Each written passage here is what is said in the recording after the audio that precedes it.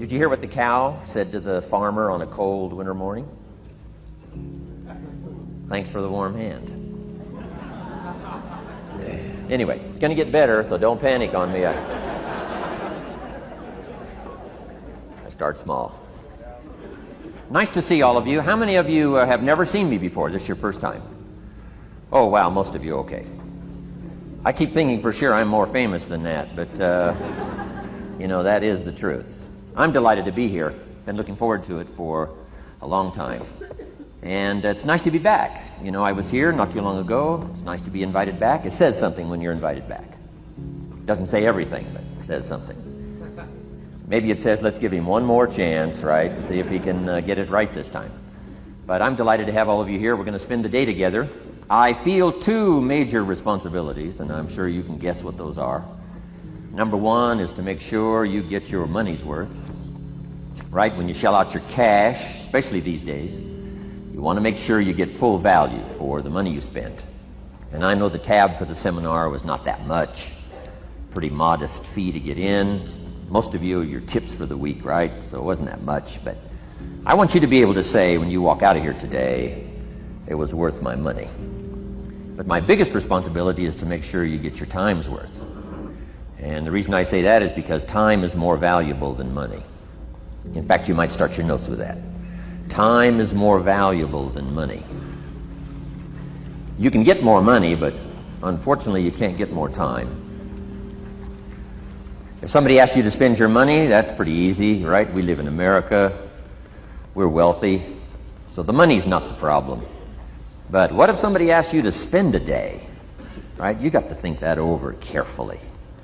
And I know you did. I wouldn't waste one of my days, not for anybody, not for anything. Once I understood how valuable they were, I don't waste any. But to make an investment like today of your money and your time, I appreciate that. Today's going to be costly for me. It's going to cost me one of my days to be here, right? And some money, of course. But, you know, I don't need the money. I take the money, but I don't need the money. But guess what I do need? The time. So I'm here not to just joke with you. I'm here not to just tell some funny stories and give a performance and walk away. I'm here to give you some value, and I want to make it worth your time. I'm going to invest a day. You're going to invest a day. Let's get the most out of it and see what we can walk away with today. Anyway, for you that have not seen me before, just very briefly, let me just tell you my story. I grew up in Idaho, farm country, southwest corner of Idaho. In fact, my father still lives on the old homestead where I grew up.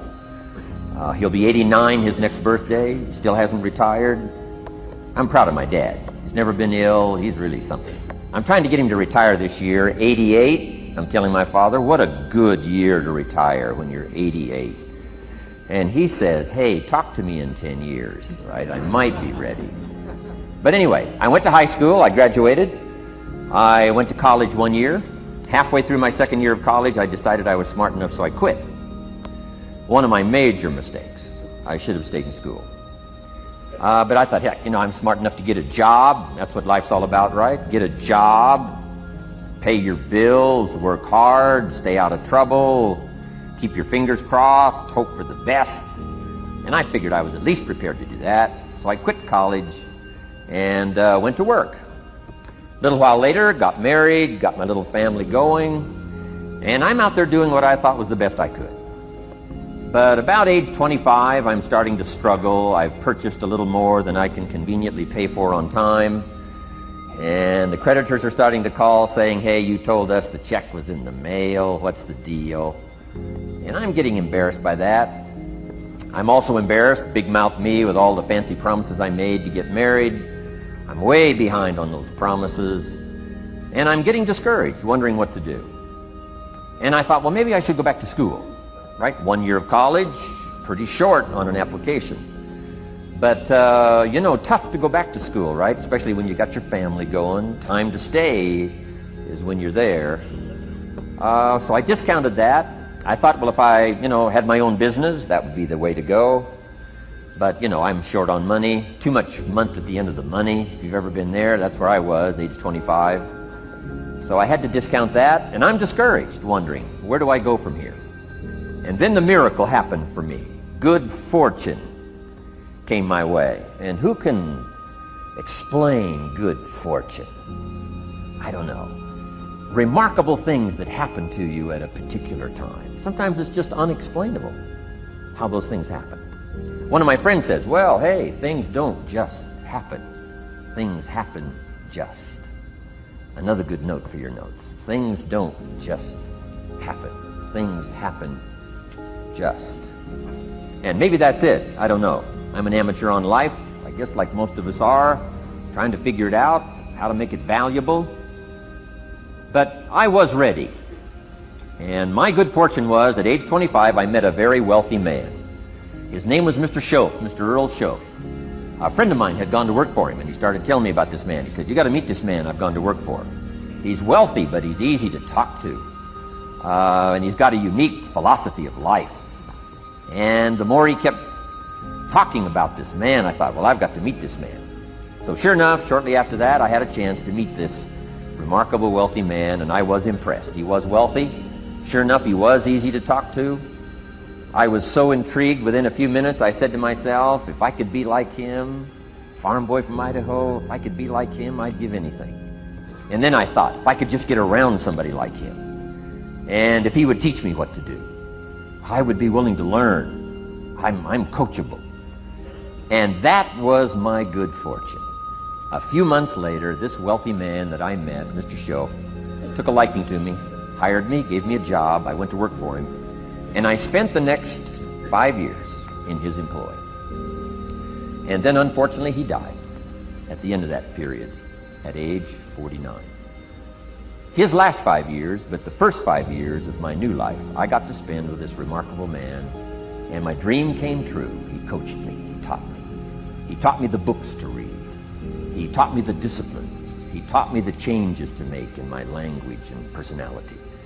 And the things he shared with me during that 5 years literally changed my life, turned my life around, changed my income, changed my bank account, changed my future, changed everything. I've never been the same since that unique experience.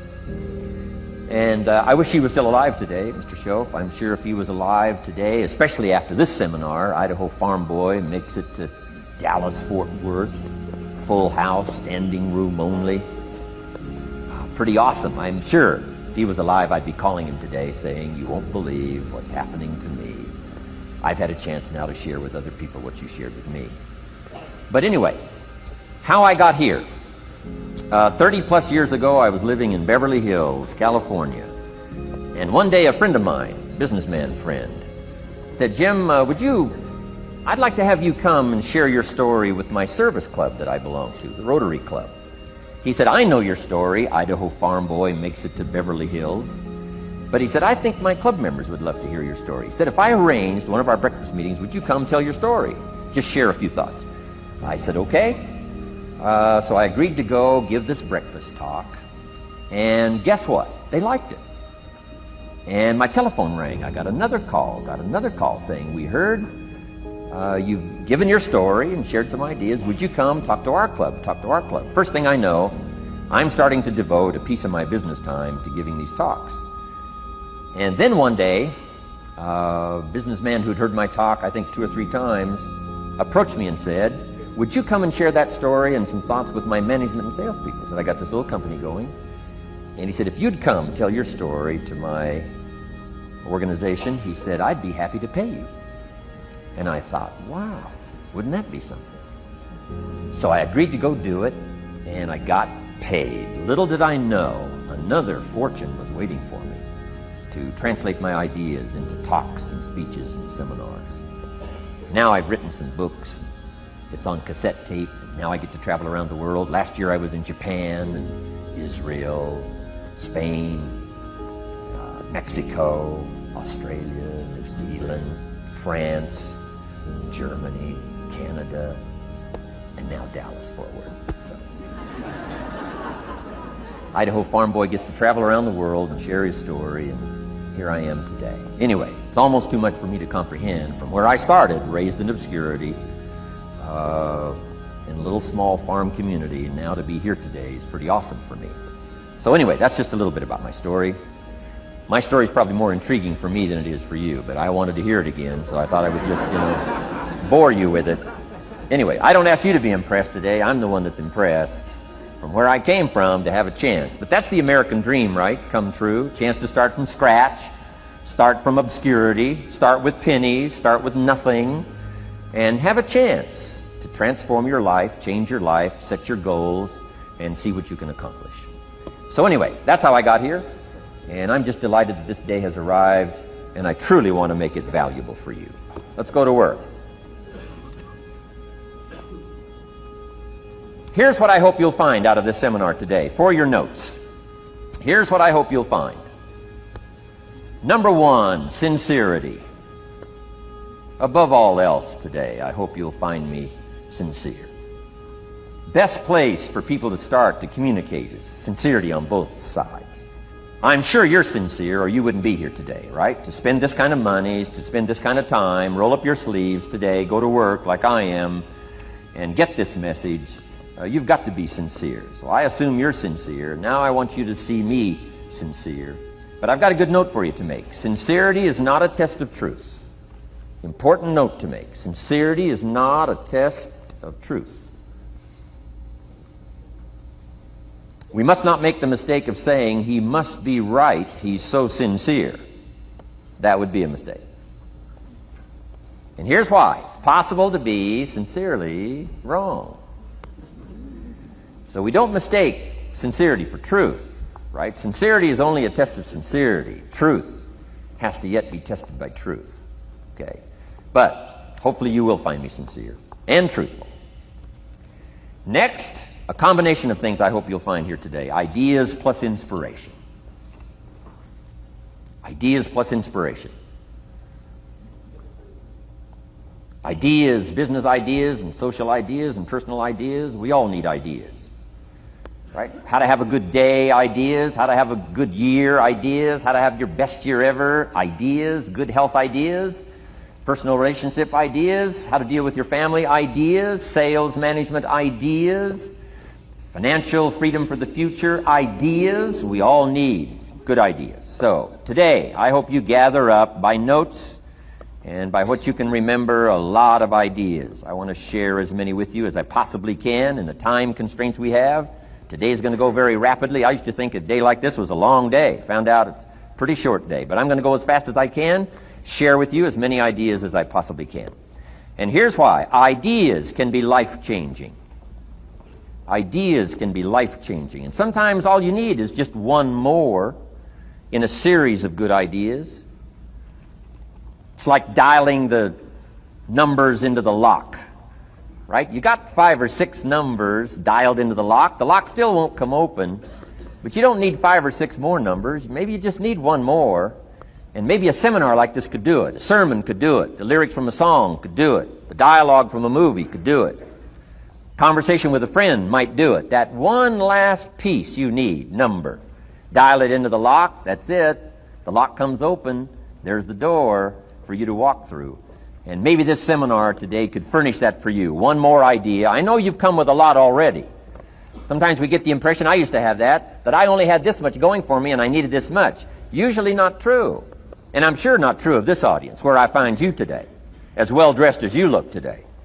As fine as you are sitting here today, it isn't that, you've got this much going for you and you need this much. I would assume you've got this much going for you and maybe all you need is just a few more thoughts, ideas, to furnish you some ways and means to turn your life into the dream you want it to be. So, ideas. The seminar is going to be loaded with ideas. I want you to take good notes. But here's what else I hope you'll find here today, and that is inspiration. And who knows the mystery of inspiration? Why some people are inspired and some are not? You were inspired to get here. Some were not. Who knows the mystery of that? I don't know. How come you made it? The rest of them didn't make it. We don't know what that mystery is. Some people turned it down. Some people said it costs too much. Some people said it's going to take too much time. Some people are too busy. Right? A lot of different excuses why some are inspired to take advantage of something that comes to town. Others pass it up. We don't know the mystery to that. Here's what I call it. Mysteries of the mind. And I just leave it at that. Some things I don't try to figure out. I take the simple approach now. Right? Some people do and some people don't. I mean, that's about as profound as my philosophy is. Some buy and some don't buy. Some go for it and some don't. Some change and some don't. And if you've been around for a while, you can usually work out the numbers, right? Out of 10, 3 do, 7 don't.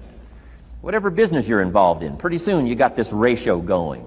The ones that do, the ones that don't. And you say, well, why don't the ones that don't, how come they don't? We don't know. I just leave it as a mystery. I used to try to understand all that. I just take the simple approach now. The guy says, this happens to me, this goes wrong for me, and all this stuff goes wrong for me. How come all this stuff happens to me? I say, I don't know, beats me. The best I've been able to figure out is those kind of things always happen to people like you. I mean, right? That's the best I got. I don't know. I'm an amateur on this stuff. What do I know? So, just take the simple approach, right? That's how it is. Who knows? Interesting story says, the day the Christian church was started. Now, I'm an amateur on the Bible, but best account I can remember, the day the Christian church was started, a magnificent sermon was preached. Great presentation. And if you're a student at all of good communication, it was one of the classic presentations of all times. The sermon, the first day the Christian church was started. And it said this sermon, this presentation was given to a multitude, meaning a lot of people. But it was interesting, as the account gives us, the record, it says, when the sermon was finished, there was a variety of reaction to the same sermon. Isn't that fascinating? I find it fascinating. It said some that heard this presentation were perplexed. And I read the presentation, it sounded pretty straightforward to me. Said, why would somebody be perplexed with a good, sincere, straightforward presentation? Best answer I've got. They are the perplexed. I mean, what other explanation is there? It doesn't matter who's preaching. Right? It said some that heard this presentation mocked and laughed, made fun of the presentation. I thought, hey, this looks pretty sincere to me. If you give a sincere, honest presentation, why would somebody mock and laugh? Easy explanation. They are the mockers and the laughers. What else would you expect them to do? Right? I used to try to straighten all that out. Say, well, they shouldn't do that. I don't do that anymore. I've got peace of mind now. I can sleep like a baby, not try to straighten all this stuff out. I used to be so naive. I used to say, well, liars shouldn't lie. See, how naive can you be? Of course they're supposed to lie. That's why we call them liars. They lie. They lie. So I don't straighten this stuff out anymore. Anyway, it said some that heard this magnificent presentation didn't know what was going on. And they're usually easy to spot. They're usually saying, what's going on, right? I mean, they don't know what's going on. But interesting, right? A variety of reaction to the same sincere, honest presentation. Now, it also says, in wrapping it up, some that heard the presentation believed. And I think that's who the speaker was looking for, the believers. Interesting. Now, it said the number of believers was about 3,000. So, pretty good first day. 3,000. I've had some first days, but I never had 3,000. But anyway, 3,000 were believers. And the speaker was looking for the believers out of this multitude. And that's about as close as we can come to understanding the mystery. Some believe, and some mock, and some laugh, and some are perplexed, and some don't know what's going on. And you just have to leave it that way. Why? Because that's the way it's going to be. The way to be brilliant is to find out how it's going to be and then say, here's how it should be. I mean, that's how you become brilliant. So, anyway, who knows the mystery? I call it mysteries of the mind. We don't understand. But I don't try to change it anymore. On this particular story, as far as we know, they didn't have classes after the presentation to try to de-perplex the perplexed. I mean, as far as we know, they left them perplexed. They left the mockers mocking. They let the laughers laugh. I mean, they didn't come back and try to straighten all this out. You say, well, how can you build a church? Well, make another presentation, and you'll get some believers and some mockers and some laughers and some who don't know what's going on. So that's about the best we can do. So, but I'm glad I've got the believers here today. You believed enough to shell out your cash and part with your time and some of your effort and energy, and I appreciate that. So, hopefully you'll find some inspiration here today. All right? To get the most out of today, a couple more notes. Number one, be thankful. That's a good way to capture the most of a day like this. Be thankful for what you already have. That shouldn't be any problem in America, being thankful. Everything we need is available in America. Everybody wants to come here, right? The last time I was here, that little presentation I gave, everybody wants to come here, America. People haven't plotted and schemed the last 40 years saying if I could just get to Poland, everything would be okay. No, everybody wants to come to America. Why? Everything's available here. All the books you need, all the sermons you need, all the churches you need, all the schools you need, all the instruction you need, all the inspiration you need, all the capital you need, all the markets you need, all the challenge you need, all the information you need, all the seminars you need. Everything's available here. This is America. So number one, let's be thankful for what we already have. Thanksgiving does this. Opens up the doors, opens up the windows, opens up the channels. Thanksgiving for what you already have. I did a seminar one weekend up at the ranch, up at Clear Lake. Got a lodge up there. Nice setting, high valley, high serenity ranch. For the weekend, Friday evening, Saturday, Sunday. People drove in from around California. I got there late Friday afternoon. Everybody had pretty well already gotten there. I couldn't believe the parking lot. Continentals and Eldorados and Mercedes and Cadillacs and unbelievable. Ferrari, one Rolls Royce, unbelievable. I walked in, good-looking crowd about like this, sitting there ready for the weekend seminar. My opening remarks were, ladies and gentlemen, I think the rest of the world would find it strange that we have all come here this weekend to try to figure out how to do better. Right? I think the rest of the world would say, I don't understand. Guy in his Rolls Royce saying, I got to get to the seminar, find out how to get another one of these Rolls Royces. Unbelievable. Anyway, let's be thankful. Here's what locks up the doors and the channels to receive more: cynicism. That locks you away. That prevents you from learning more. Being a cynic about the past and the future, a cynic about the marketplace, cynical about the people, cynical about the institutions, cynical about the setup, cynical about yourself, cynical about your chances. See, that locks away all the chance for stuff to flow your way. So, good advice, I think, today. Start off, be thankful. Here's number two, listen well. That's going to be a challenge today. I understand that. Seems like most of, our life is still going on outside these four walls, right? Most of our life seems like it's all, continuing out there. Family and business and associates and market and economy and whatever else is happening in the midst of your life. And to sort of, pull your attention from what's going on out there and put it in here for just a few hours, I know is a challenge. But do the best you can, listen well. And here's the last one, take good notes. Be a good student today. Take some good notes. I've not come to entertain you. As you can tell by my opening joke, right? I would not make it in Las Vegas. So we don't have a dog and pony show today, no entertainment. But I do have some ideas. Take some good notes. Somebody showed me the other day notes that they took about 21 years ago, attending one of my seminars out in Los Angeles. He said, I still use these notes I took 21 years ago to help me in my business, relationship with my family.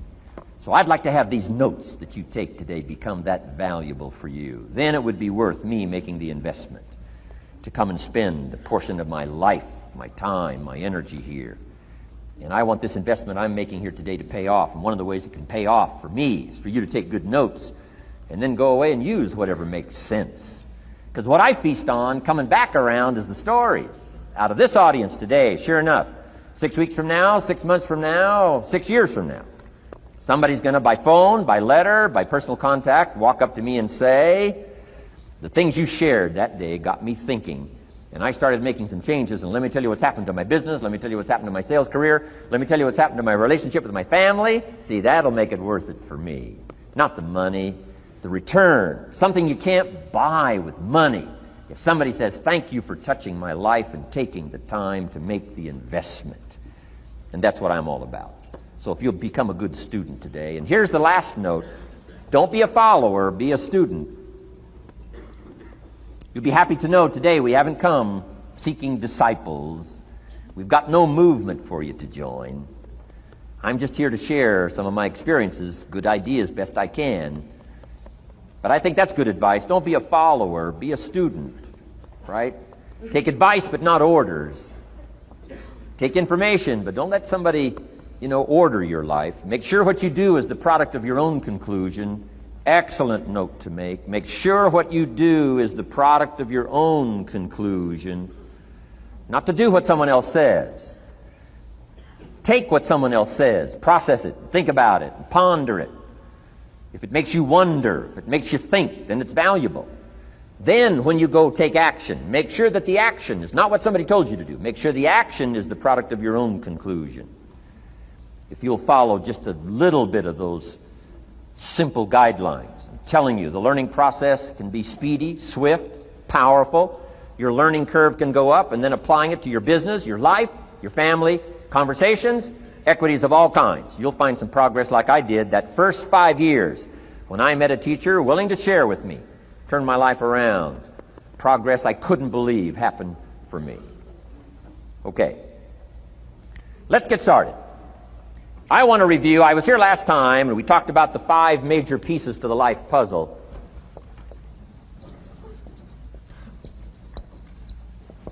And I just want to review those because it lays such a good foundation for all the rest that I want to share with you today. We got a lot of subjects to cover, so we're going to go rather swiftly, okay? Put on your mental track shoes here and run with me today, because I'm going to deal mostly in concepts. Expect you to, fill in a lot of the details, because I've got a lot to share. I want to get through it all. But let's lay this foundation again of the 5 major pieces. Happens to be the title of my latest book, but I think it is so valuable in laying a foundation. It's some of the things I learned between ages 25 and 30. The teacher who taught me so well. He dealt in these fundamentals, we call these. Fundamentals. We call these basics.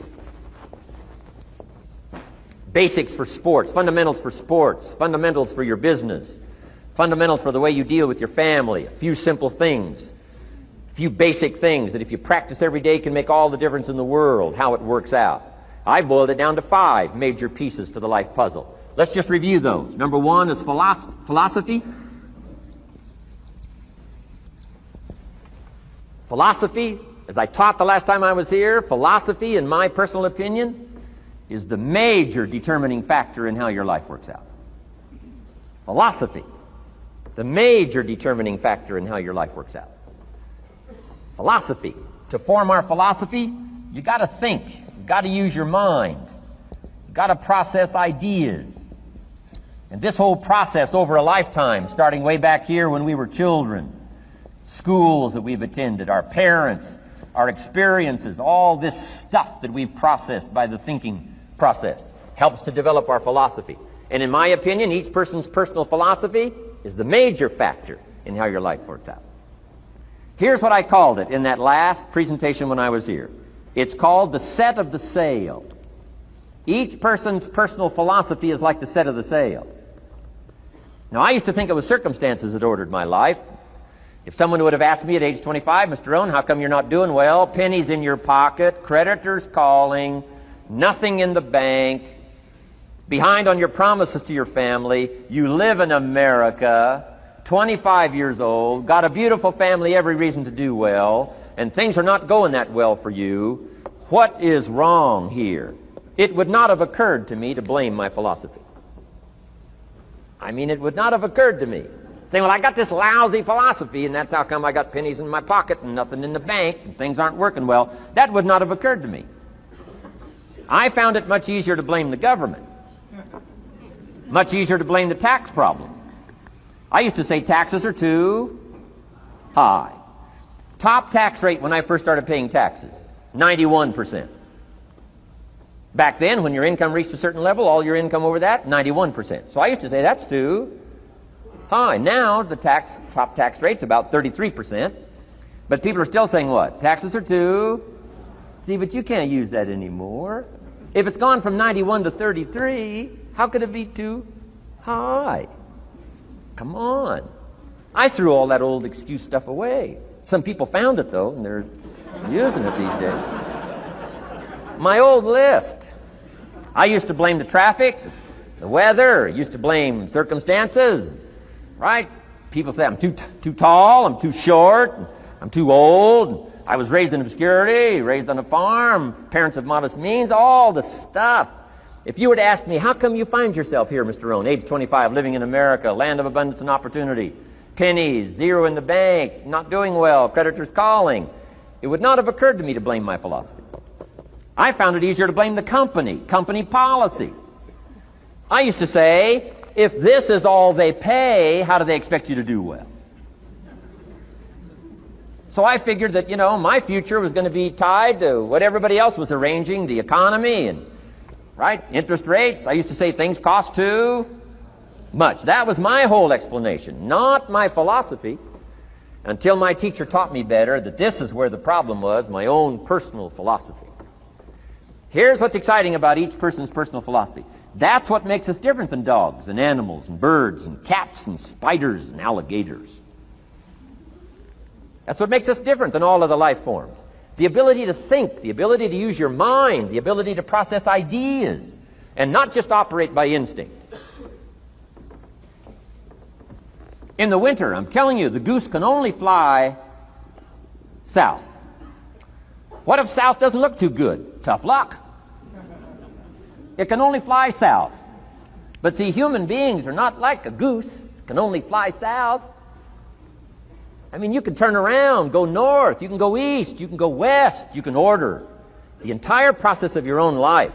And we do that by the way we think. We do that by exercising our mind. We do that by processing ideas and come up with a better philosophy, a better strategy for our life, goals for the future, okay? Plans to achieve those goals. All this comes from developing our philosophy. Philosophy helps us to process what's available. Well, when we get here, we got seed, and we got soil, and we got some rain, and we've got some what? Sunshine, and we've got some seasons, and what? The miracle of life. Now, the key is, what do you do with all this stuff? How do you turn all this stuff that's available here into equity and promise and lifestyle and dreams and future possibilities? All of this that's possible now with human beings, how do you take all this stuff and turn it into this equities and values?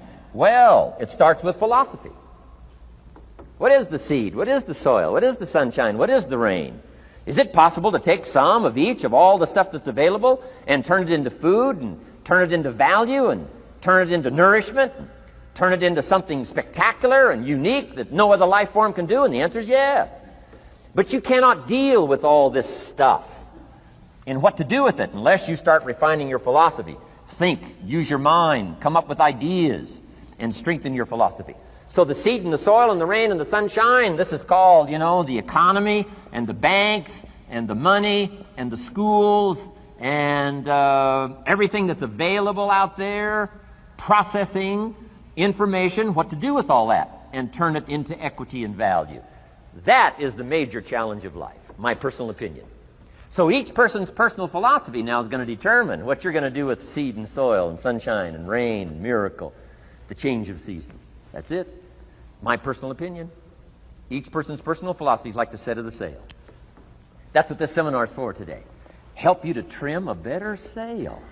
You don't need a better economy. You don't need better seed and soil. In fact, when it comes to seed and soil and rain and sunshine and seasons and the miracle of life, that's all you got. Now, what if you blame this stuff? Then you're blaming all you got. If you blame the economy, and you blame the schools, and you blame the teachers, and you blame the sermons and the preachers, and you blame, the marketplace, and you blame the company and company policy, what else is there? When some people get through with their blame list, there isn't nothing else. That's all there is. And if you blame the only thing you've got to work with, I'm telling you, it's called mistake colossal. In not understanding that that's all you've got to work with. And if this is all you've got to work with, then you don't change the seed, and you don't change the soil, and you don't change the rain, and you don't change the sunshine, you don't change the seasons. Right? Guy says, I'll take 3 springs, 4 summers, 9 falls, no winters. No! You can't fool with this stuff. You got to take it like it comes. Then what do you change to make your life work well? You got to start with your philosophy. Guess what I had to do at age 25 in order to change my own future? I had to change my mind. I had to change my thinking. I had to change my philosophy. I was messed up on what was causing my problem. And once I got that straightened out, that all the stuff I blamed, the government and taxes and the marketplace and the economy and things cost too much, negative relatives, cynical neighbors, once I got rid of that and started going for where the real problem was, which was me, I'm telling you, my life exploded into change. My bank account changed immediately. My income changed immediately. My whole life took on a whole new look and color immediately. And the early results I got from making these philosophical changes tasted so good, I've never stopped the process from that day until this. And I'm telling you, with a little consideration of the refinement of your sail, by setting a better sail, refining your philosophy, your whole life can start to change from today on. You don't have to wait till tomorrow.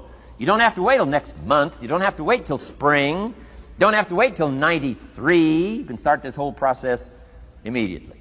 I recommend it. Now, some people do so little thinking, they don't even have their sail up. I mean, you can imagine where they're going to wind up at the end of this week, at the end of this month, at the end of this year.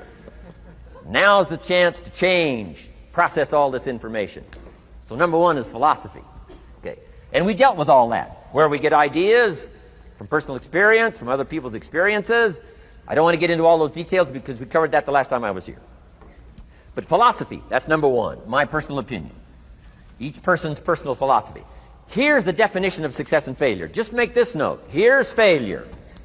A few errors in judgment, repeated every day.